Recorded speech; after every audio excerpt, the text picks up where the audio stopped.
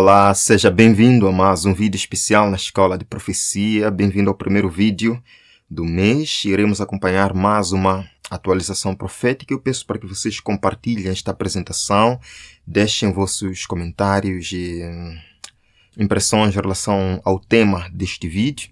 Eu espero que seja proveitoso para todos. Iremos ver aqui mais um documentário, na verdade a terceira parte da série Dores de Parto e a Lei Dominical.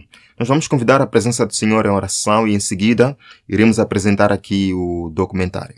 Vamos orar? Obrigado, Senhor, por mais um momento maravilhoso.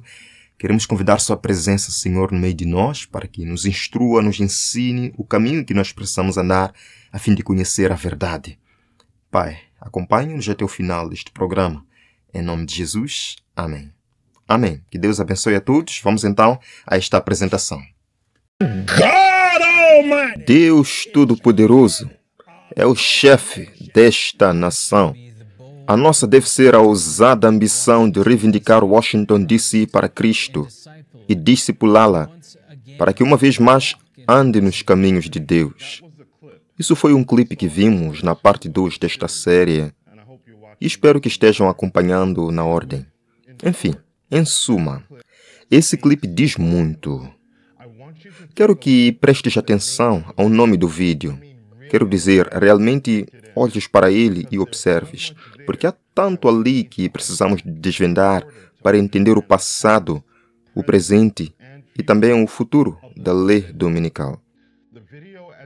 O vídeo, como podem ver, intitula-se Fazer Washington DC cristã novamente e fala do desejo entre estes cristãos de, essencialmente, organizar um golpe de Estado ao governo. Mas este golpe não é como os golpes militares que vimos ocorrer ao redor do mundo. Não é um golpe que acontece a um nível físico, mas sim um que eles acreditam começar no domínio espiritual e depois continuar na sociedade toda. Ao contrário dos golpes que vimos, onde as pessoas tentam derrubar o governo em nome de um líder do mundo, o golpe deles é feito em nome do Senhor. E eles acreditam que este é o país de Deus e ninguém o irá tirar deles. Ouça, esta é a nação de Deus e ninguém a vai tirar-lhe. Isso mesmo, Deus Todo-Poderoso é o chefe desta nação. Eles acreditam que tem um mandato para avançar a vontade de Deus através do governo. Acreditam que tem um mandato, ou atrevo-me a dizer, um mandato das 7 montanhas. E a mensagem era que existem 7 molduras da cultura, ou 7 reinos do mundo, e que quem puder tomar esses reinos poderá colher a colheita das nações. Agora, esta ilustração é a forma como eu a vejo. Vejo esses 7 moldadores da cultura como sendo a montanha da religião, como uma metáfora para algo que você tem que conquistar ou escalar. E depois temos a educação, poderíamos dizer, a família. Estes não estão em nenhuma ordem particular de importância. Todos eles representam as forças que moldam sociedades e nações. Governo, mídia, arte, que é a montanha do entretenimento, e negócios, que é onde temos também a montanha da economia a acontecer. Agora, esses 7 campos de influência são muito poderosos, tão poderosos de fato, que quem ocupa o topo dessas montanhas pode literalmente moldar a agenda que forma as nações. Eles acreditam que têm um mandato para conquistar todos os aspectos da sociedade, para que Deus possa reinar nesta terra. Em outras palavras, querem ajudar Deus para que Ele possa ser o governante. Como vimos no episódio anterior, esta mentalidade tem vindo a crescer há mais de um século. E hoje vamos descobrir como tudo começou e para onde está a caminhar.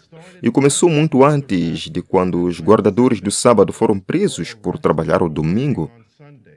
E ainda mais atrás do que 1888, quando Henry Blair tentou fazer passar uma lei que dizia: um projeto para garantir ao povo o desfrute do primeiro dia da semana, comumente conhecido como o Dia do Senhor, como um dia de descanso e para promover a sua observância como um dia de adoração religiosa. Essa expressão, Dia do Senhor, apareceu 3 vezes nesse projeto. E a pergunta que deve ser feita é: por que isso está lá? Por que ele precisaria incluir isso em um documento que tratava apenas de dar às pessoas um dia de folga ao domingo? A resposta a essa pergunta é simples, e é a mesma razão pela qual o documento do Projeto 2025 afirmou que o dia de descanso de sábado se tornaria, e eu cito, descanso para o domingo. Agora, aqui está outra questão. Por que isso seria definido como domingo? Quem é que decide isso? É claro que há algo mais profundo a acontecer do que apenas o domingo. Como vimos no episódio anterior, a base disto é construída sobre uma ideia. E essa ideia é que Deus é soberano. E que porque Ele é soberano, e vou inventar uma palavra aqui, muitos cristãos acreditam que devem ajudar a sua soberania, assumindo o governo. Mas para entender verdadeiramente onde esta pressão pela legislação dominical começou, temos que voltar muito mais longe do que 1888, voltar até o momento em que o descanso religioso foi pela primeira vez inserido na lei civil. Venha comigo mais longe no tempo, até o século IV. Foi uma época de turbulência na sociedade, tal como as profecias de Daniel 2, 7, 8 e 11 previam. O Quarto Reino, conhecido como o Império Romano, ou como alguns gostam de chamá-lo, o Império Romano Pagão, estava em sério declínio.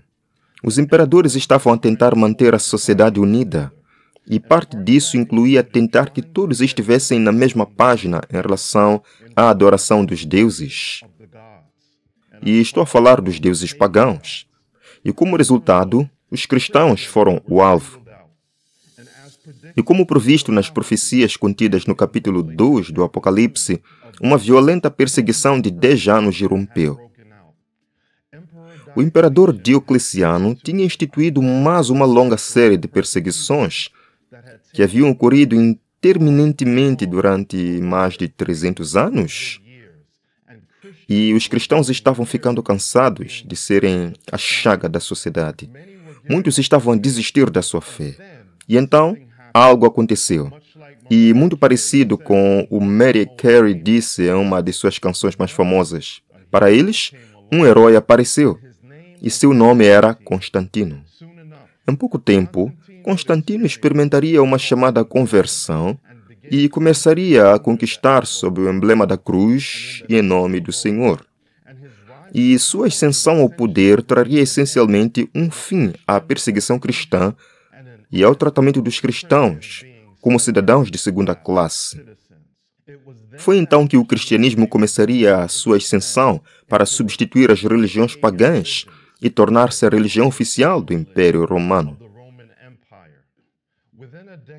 Em uma década ou duas, algo decisivo ocorreria que reformularia o Império Romano.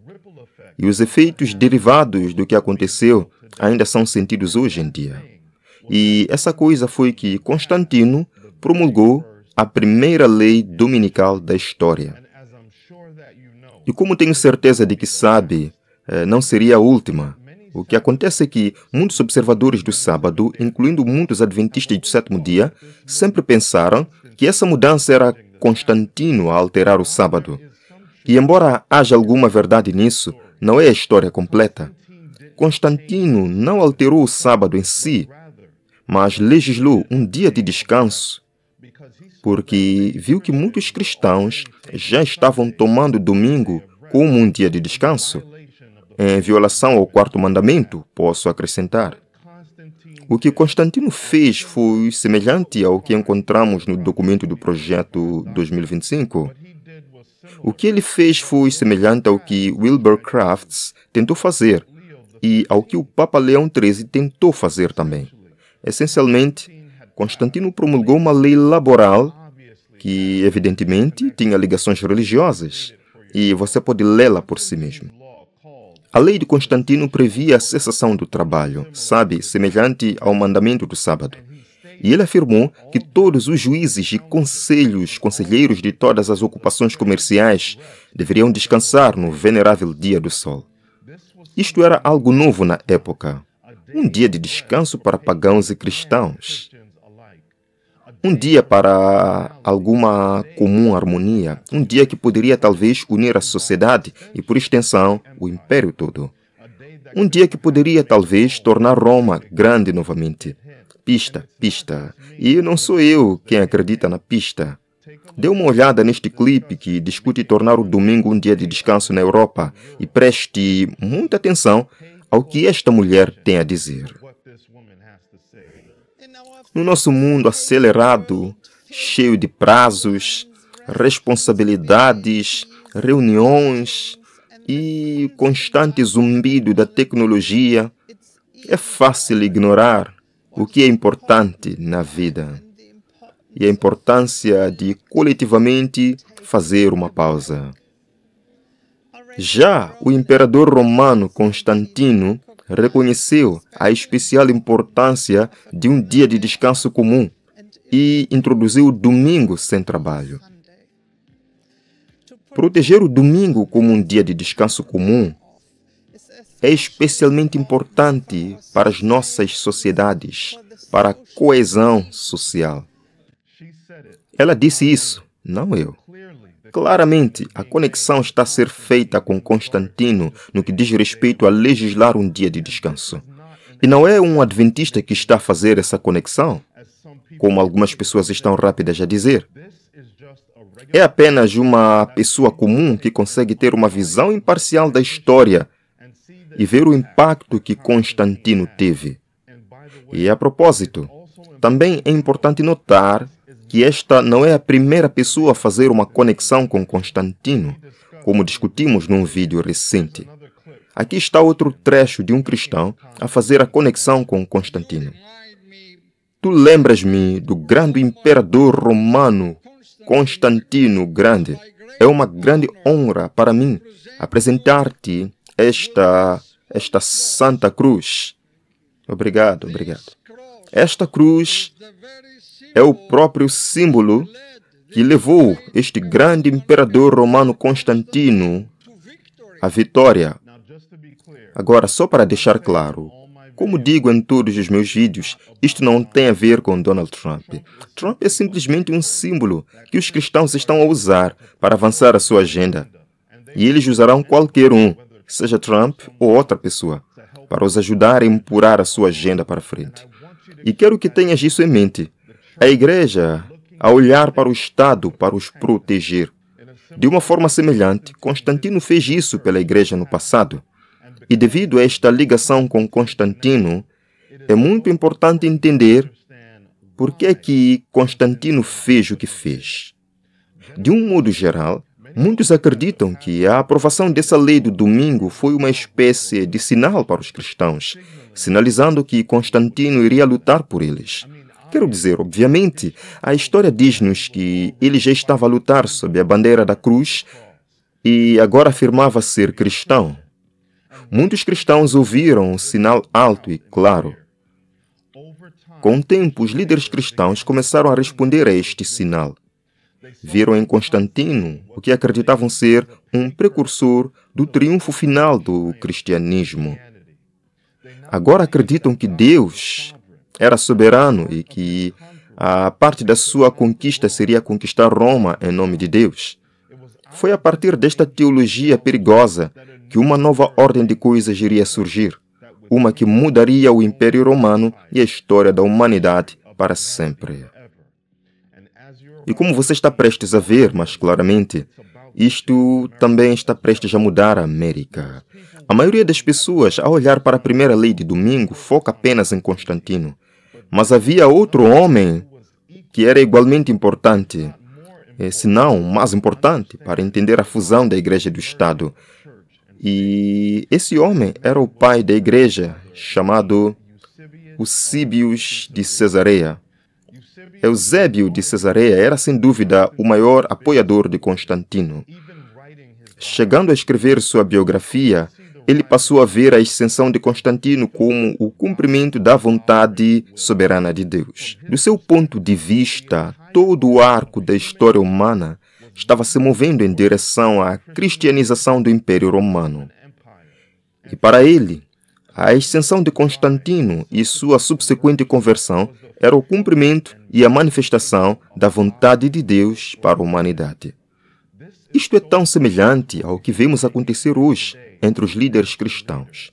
Eles estão a lutar para estabelecer o reino de Deus na Terra. E para eles, qualquer presidente, seja Trump ou outro qualquer, que apoie a sua causa, é visto como uma extensão de Deus a realizar a sua vontade através do governo. É por isso que tantos podem sentar-se descontraídos, sem se preocuparem com o modo como estas leis irão afetar aqueles que não são cristãos. É porque acreditam que têm um direito divino de avançar a vontade de Deus através do governo. E tal como Cristo disse enquanto estava na terra, que os homens perseguirão outros pensando que estão a fazer a vontade de Deus. E isto pode, tem e será feito com uma consciência limpa. Ou talvez devesse dizer, uma consciência cauterizada.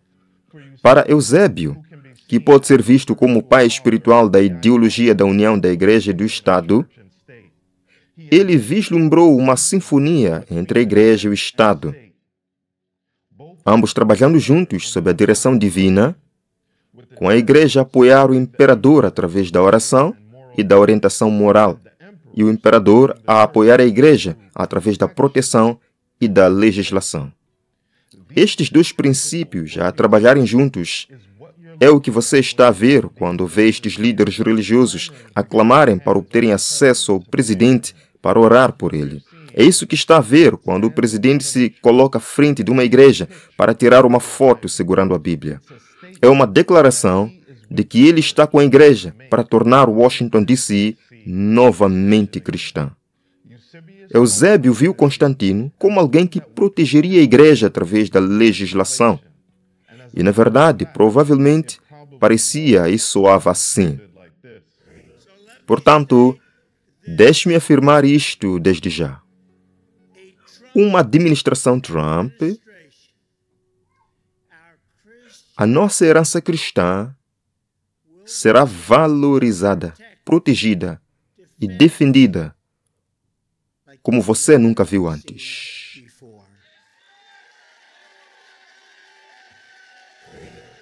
As leis laborais que Constantino promoveu e a teologia que as apoiava combinaram-se para criar uma faísca no Império Romano que acabaria por levar à união da Igreja e do Estado. A união foi profetizada para acontecer com a imagética contida no capítulo 2 do Apocalipse, com a igreja ser caracterizada como a meretriz que comete adultério com os reis da terra. E também novamente no capítulo 17 do Apocalipse, que utiliza o símbolo de uma meretriz montada numa besta, enfatizando o controle que a igreja teria sobre o Estado. Quero pausar aqui por um momento para voltar ao futuro e mostrar-vos algo que aconteceu quando o recente Papa, o Papa Leão XIII, foi eleito. Pouco após a sua eleição, o vice-presidente J.D. Vance encontrou-se com o novo Papa e lhe deu um presente especial. Na verdade, podem ver vários presentes nesta mesa. Contudo, não é a camisola do Chicago Bears em que quero focar.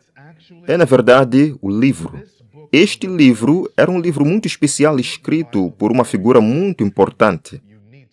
Precisam entender isto enquanto juntamos todas estas peças relativamente às dores de parto. O livro intitula-se A Cidade de Deus. E não sou o único que notou este livro.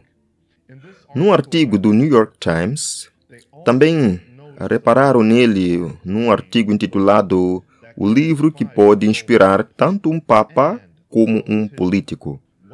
O que pode um texto do século V de Santo Agostinho nos dizer sobre as prioridades dos dois católicos americanos mais poderosos? Este artigo prossegue fazendo as seguintes afirmações sobre este livro.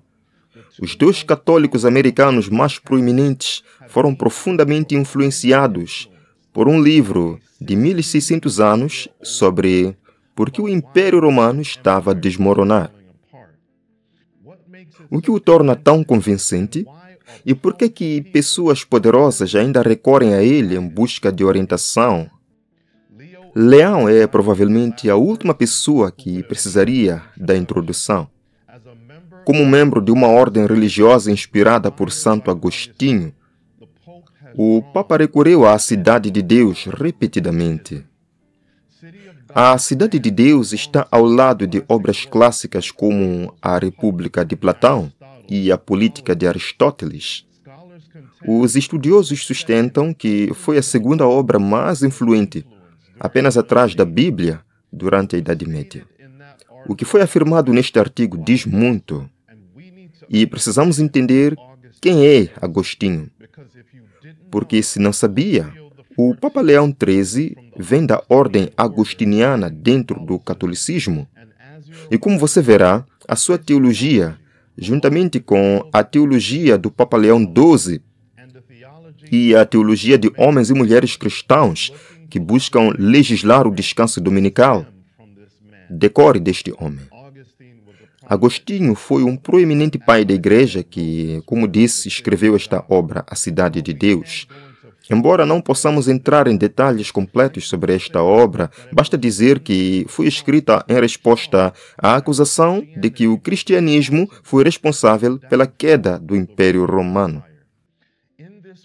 Neste trabalho, ele argumenta que não foi culpa da Igreja, mas sim que Roma caiu porque estava corrupta e sem Deus, e que para realmente ter uma grande nação, é melhor que a nação seja guiada por líderes que realizem a justiça com base nos princípios encontrados na Palavra de Deus.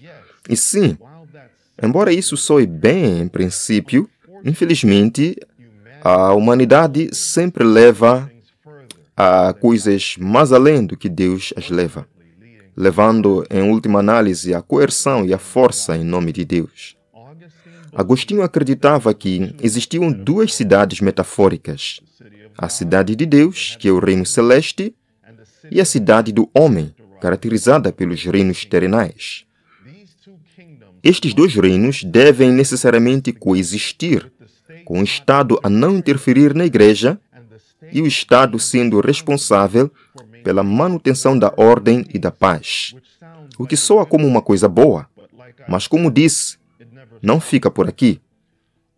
Agostinho também acreditava que a Igreja deveria ser protegida pelo Estado.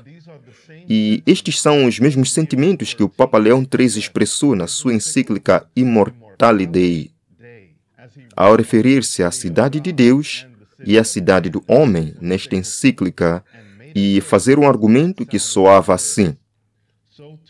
Assim também, é um pecado para o Estado não ter cuidado pela religião, como algo além do seu alcance ou sem qualquer benefício prático, pois estamos absolutamente obrigados a adorar a Deus da maneira que Ele mostrou ser a sua vontade.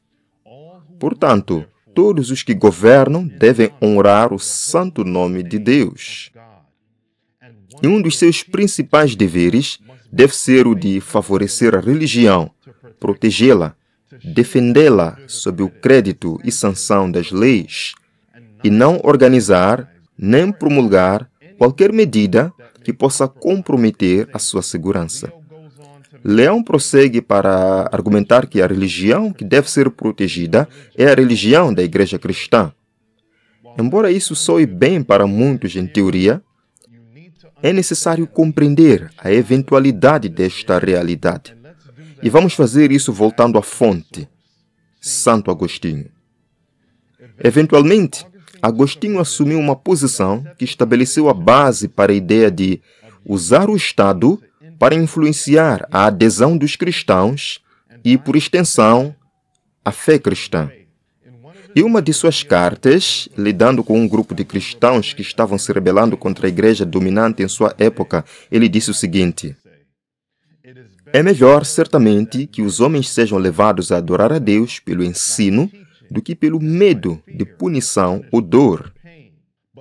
Mas, como o primeiro é melhor, O segundo não deve, portanto, ser negligenciado.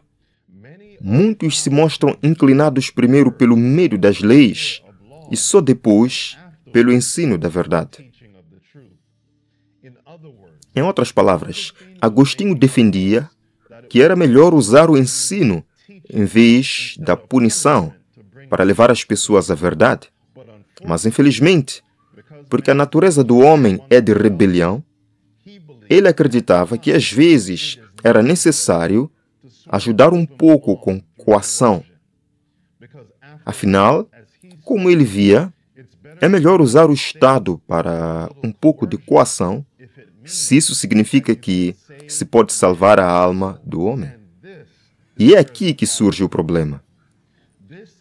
É aqui que as ideias de Agostinho e de Eusébio atravessam um novo reino que Paulo escreveu na sua segunda carta a Tessalonicenses, quando disse: não deixe que ninguém o engane de nenhuma maneira, porque aquele dia não virá sem que primeiro venha a apostasia e o homem do pecado seja revelado, o filho da perdição, que se opõe e se exalta acima de tudo que é chamado Deus, o que é adorado, de modo que ele, como Deus, se assenta no templo de Deus, mostrando-se a si mesmo que é Deus. Paulo entendeu isto porque estava familiarizado com o capítulo 7 de Daniel, que uma potência surgiria que pensaria mudar os tempos e as leis, ao mudar o sábado, entre outras coisas, e que essa potência coagia e perseguia aqueles que não concordavam. Quando um homem presumia colocar-se na posição de Deus, usar táticas coercitivas e usar o governo para fazer as pessoas honrarem o chamado Dia do Senhor, ele faz isto em direta contradição ao caráter de Deus.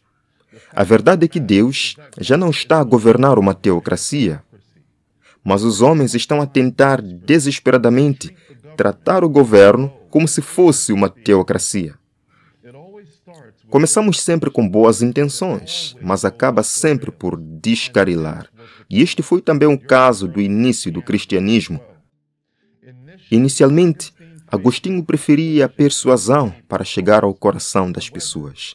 No entanto, eventualmente, ao ver certa rebelião a acontecer na igreja e ao notar a pressão do Estado e que a ameaça de penas legais fazia alguns conformarem-se, ele mudou de posição e estava disposto a considerar a coerção, se isso pudesse trazer as pessoas de volta a um lugar onde acreditassem na verdade. Após 1600 anos, absolutamente nada mudou. Os cristãos continuam a ser influenciados pela teologia que moldou as relações entre igreja e o Estado durante a Idade Média.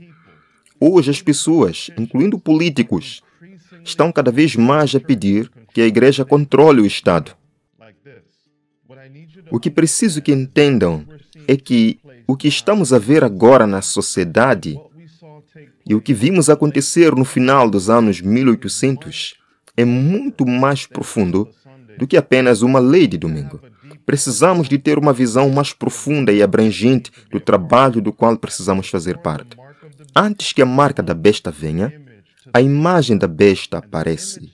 E a imagem da besta está enraizada nestas teologias, que vêm os cristãos a recorrer ao Estado em busca de assistência, proteção e correção. Antes de o papado se tornar o papado, foram estas ideias e conceitos que lentamente tomaram forma para levar a igreja, que tinha sido perseguida, a um lugar onde se tornou a perseguidora.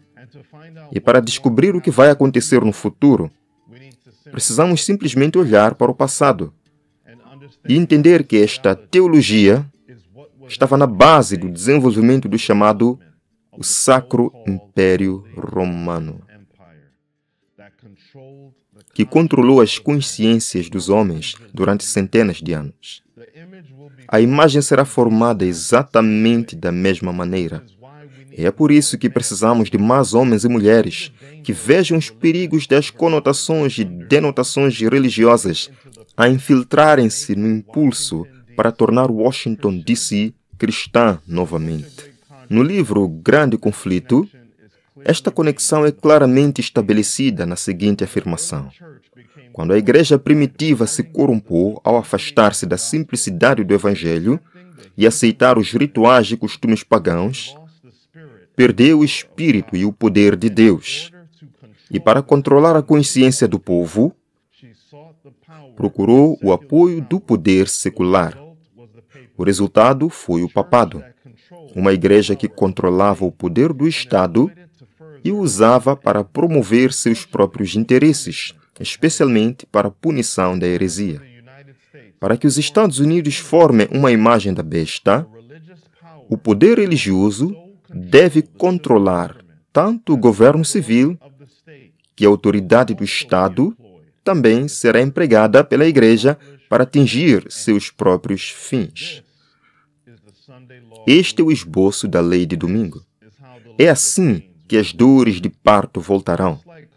Assim como Constantino procurou unificar o império em colapso através de um dia de descanso comum, os líderes políticos e religiosos de hoje estão novamente a voltar-se para o domingo, não apenas como uma tradição, não apenas como um dia de folga, mas como uma ferramenta para moldar a sociedade. Assim como Eusébio de Cesareia, Agostinho e o Papa Leão XIII, muitos líderes cristãos hoje acreditam de coração que o que estão a fazer é o melhor para a sociedade. Embora as intenções possam ser nobres, os resultados estarão longe de ser nobres. E é por isso que precisamos ter essas discussões. Ao encerrarmos hoje, quero deixar claro que nenhuma destas pessoas que agora aguarda o domingo e pressiona pelo domingo possui o que a Bíblia descreve como a marca da besta. No entanto, eles estão agora a entrar numa área perigosa ao tentar adicionar uma conotação religiosa à sua legislação. Este movimento vai eventualmente sair dos trilhos. E quando isso acontecer, essa aceitação da força e da coerção em relação à sacralidade do domingo vai transformar-se em homens e mulheres a receber a marca da besta. Eu oro para que você perceba que isto não se trata apenas de um dia. Trata-se de quem Deus é fundamentalmente e como Ele lida com a humanidade, através da graça oferecida pela fé, em oposição ao controle que é oferecido através da força e da coerção. Ao encerrarmos hoje, quero deixar-vos com esta citação do livro Desejado de Todas as Nações, porque esta citação diz tudo. Mas hoje, no mundo religioso, há multidões que, tal como acreditam, estão a trabalhar para o estabelecimento do reino de Cristo como um reino terreno e temporal. Desejam fazer do nosso Senhor o governante dos reinos deste mundo, o governante nos seus tribunais e acampamentos, nas suas salas legislativas, nos seus palácios e mercados. Esperam que ele governe através de decretos legais impostos pela autoridade humana. Uma vez que Cristo não está agora aqui pessoalmente, eles próprios se encarregarão de agir em seu lugar, para executar as leis do seu reino. O estabelecimento de tal reino é o que os judeus desejavam nos dias de Cristo. Eles teriam recebido Jesus se ele estivesse disposto a estabelecer um reino temporal, a impor o que consideravam ser as leis de Deus e a torná-los os expoentes de sua vontade e os agentes de sua autoridade. Mas ele disse: o meu reino não é deste mundo. Ele não aceitaria o trono terrestre. As pessoas estão à procura de uma teocracia que Deus não está a procurar. Começa com dores de parto, prometendo que o que está a ser feito é em nome de Deus e é melhor para a sociedade, mas inevitavelmente levará a espada. Não vamos sentar-nos em expectativa silenciosa, irmãos. Vamos reviver o trabalho de homens e mulheres do passado no combate a estas ideias. E pela graça de Deus, vamos remir mais tempo para trabalhar pela salvação de almas. Deus abençoe. Muito bem, eu espero que tenham acompanhado até o final. É aqui onde nós estamos. E se Deus permitir que estas coisas aconteçam, irmãos, irão acontecer muito em breve. Precisamos estar preparados, advertindo também o mundo dos perigos dos últimos dias. Que Deus abençoe sua vida. Nós vamos encerrar mais uma vez com uma oração. Obrigado, Pai, por ter estado conosco neste estudo, na análise da história, do passado, do presente, assim entendendo o futuro. Que o Senhor nos guarde e nos prepare para esse futuro, hoje. Entregamos nossa vida em Tuas mãos. Em nome de Jesus, amém. Amém. Deus abençoe a todos. Até amanhã, pela graça do Senhor, para mais uma apresentação.